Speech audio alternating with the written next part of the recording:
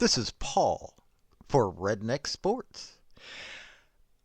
I believe that everybody should win in life, or at least attempt to.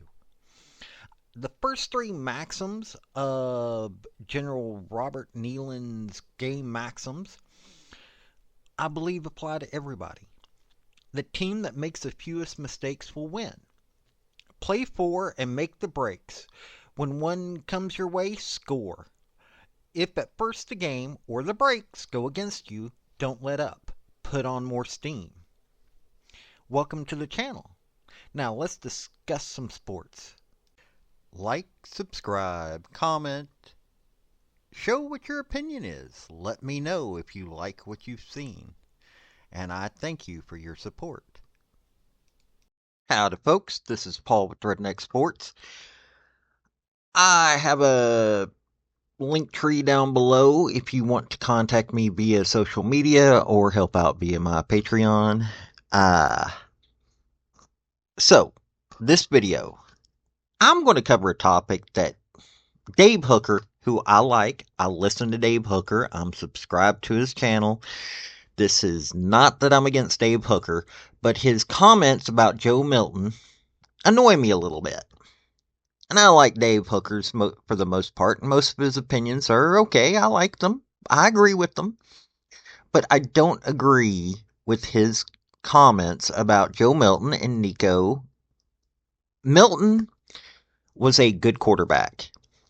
He was far better of a quarterback than everybody seems to want to think.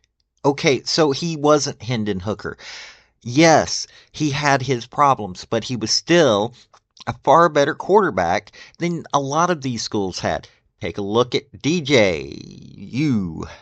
however you want to pronounce his last name. He was a far better quarterback than that.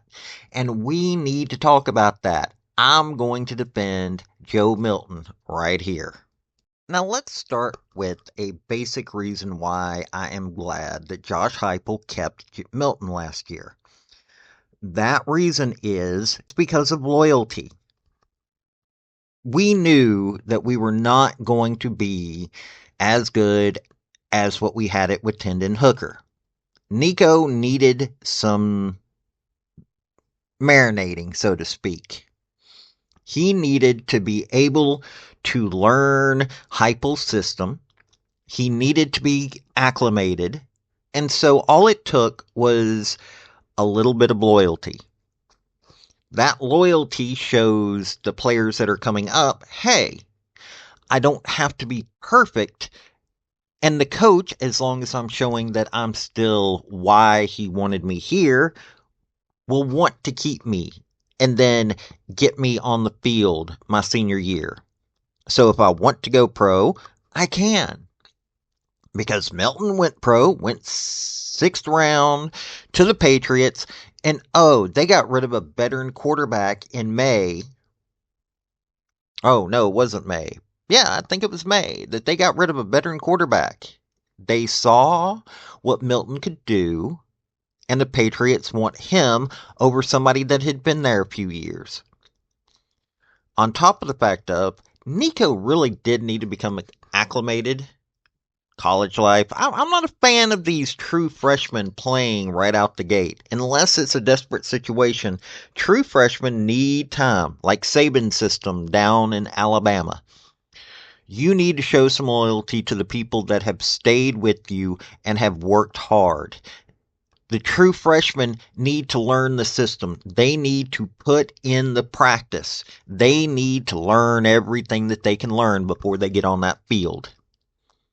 I think both in loyalty and being able to get Nico acclimated, Joe Milton staying was a good thing. I like that Joe Milton stayed.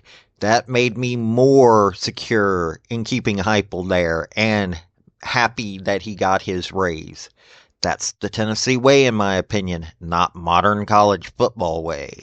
And on top of the fact of, let's take a look a little bit at his stats. He'd appeared in 43 games and made 21 starts. He's Orange Bowl MVP completed 400 of 650 passes for 5,353 yards with 37 touchdowns and 11 interceptions over that span. Added 661 yards and 12 touchdowns across 174 rushing attempts and finished with an 8-4 record with the balls. Think about that. Okay, he lost 4 games. We play in the toughest conference in the nation, in all of college football. We, every year, unlike a lot of teams, play Georgia and Alabama every year. Let me tell you something, Kirby Smart lives up to his last name. Nick Saban, you think beating Nick Saban was ever that easy? And take a look at the rest of the schedule. Missouri last year, if the playoff had been last year, Missouri would have been a guaranteed slot. We went to a bowl game and played against one of the better Big Ten schools, and we whooped them. With Milton, we beat Clemson, who had just become the ACC champion. He was a good quarterback. What we had a problem with last year wasn't that Milton wasn't a good quarterback. Okay, he wasn't an elite quarterback. He wasn't a great quarterback, but he was a good quarterback. What we had a problem with, and Squirrel White proved this by catching the balls, the other wide receivers couldn't handle being wide receivers. They were the ones that were dropping the balls. You keep blaming Milton, but if you go back and watch those games, you will see that Milton was connecting with Squirrel White. Everybody keeps dogging on Squirrel White, who I think is an exceptional player himself. But these other wide receivers we had last year couldn't catch the ball. Literally, they could get hit in the chest and couldn't catch the ball. Don't tell me that it was a Milton problem. It was a receiver problem. Also, we had a defensive problem. Milton did a really good job as a quarterback. He deserved getting drafted. He deserved getting those games in. He deserved to be at the helm last year. And the Patriots are showing that they believe the same thing. Dogging on him when it wasn't his fault is a little ridiculous. Look, I like Hooker. I like most everybody that I hear that's these Tennessee prognosticators. I am well aware that Milton was not elite, like I said, that he was not great, but that he was good. But he's quality. That's something that we had been missing for a while. Quality players. Heupel's going out there and getting quality, not quantity. Quit dogging on Milton. Milton came in here and was loyal to us. Last year, he showed that even with bad receivers, that he could run that offense and us having a winning season. You keep going on. Oh, we should know. We had a winning season.